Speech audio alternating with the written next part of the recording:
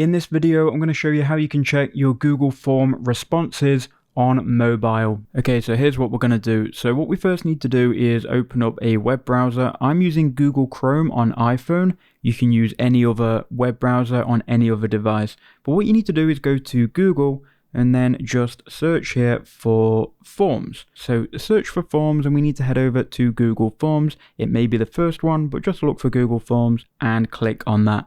Now it's going to open up a new Google Forms, provided that you're logged in to your Gmail account already. If you're not, you are going to need to log in. Now here's the thing, if you go and click on the Forms icon in the top left hand corner, it's going to open the Google Form or the Google Drive app, which is not what we want. Instead, go to the three dots in the bottom right hand corner, and this is if you're on Chrome. If you're on another browser, it will be a bit different, but find essentially the three dots.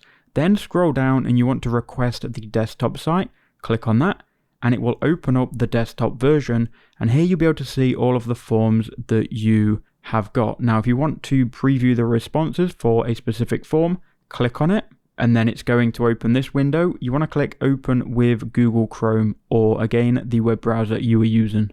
That will then take us back to this form, and now we can click on responses, and here you can see all of the responses to the form.